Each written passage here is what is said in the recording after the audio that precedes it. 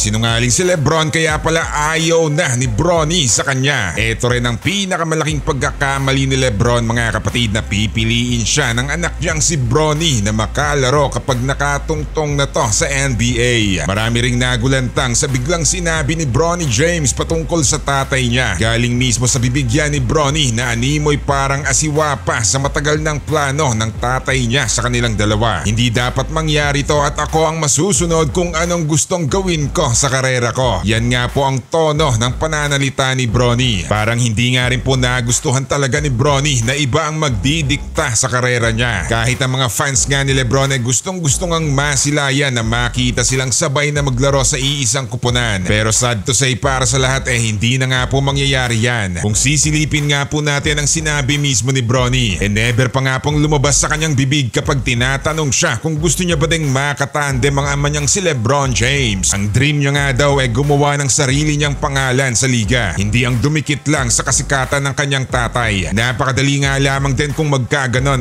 dahil talagang mahahatak nga lang naman ang pangalan niya dahil sa tatay, at napakadali lang ring maimpluwensyahan ng mga kupunan para mababad siya ng gusto sa kada laban dahil syempre anak nga naman niya ni Lebron at gustong gusto din ng mga fans.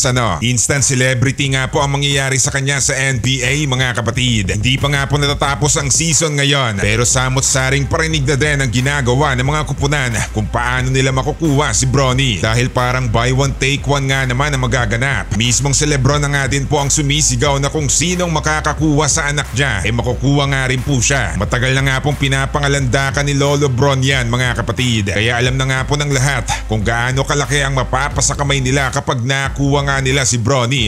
Nagsimula na nga rin po ang NBA Draft Combine, pero malamang medyo malungkot si Lolo Bron ito dahil hindi nga po napasama si Bronny sa top 60 picks. Nang dahil nga din po yan sa napaka-disappointing na season niya sa USC Trojans. Pero sa ipinakita naman ni Bronny sa Draft Combine, malamang sa malamang natataas nga daw ang level niya dahil na-impress sa mga scout sa kanya. Pagdating sa scoring, medyo malamya nga po ang nagawa ni Bronny, pero nang dahil nga daw sa pagiging athletic niya at matinik kung dumipensa, dito na-impress ng todo ang mga scouts ng NBA. Samantala si Donovan Mitchell ang pinaka-target ng LA mga kapatid. Sino ba namang mag-aakala na eto pala ang kukunin ng purple and gold? Matagal na nga rin pong minimiting makuha ng LA to dahil gusto nga po nilang makakuha ng isa pang star para umalalay kay Lebron at AD. Wala nga po tayong masasabi din kay Donovan. Deserve na deserve niya kahit sinong kupunan pa man ang kumuha sa serbisyo niya. Patuloy pa rin nga pong namamayagpag ang karera niya sa NBA. Kaya kahit Lakers hindi rin kayang palagpasin ang talento nitong si Mitchell. Paano ba naman din kasi mga kapatid, ready na nga po ang package ng Lakers para i-trade kay Donovan Mitchell. Wala na nga pong kasiguraduhan pa ang karera ni Mitchell sa Cavaliers, lalo pat ngayong napalayas na sila sa playoffs, kaya handang-handa na rin pakawalan ng Cubs si Donovan. Bagamat wala naman nga po siyang sinabi na gusto niyang lumipat bakod, pero ganito nga rin po ang nangyari sa kanya sa Utah Jazz dati. Napaka-consistent na malalaro nga po ng isang Donovan Mitchell, kaya kahit sinong kupunan nga hindi magdadalawang isip sa ganitong kalibre na manlalaro. 25.9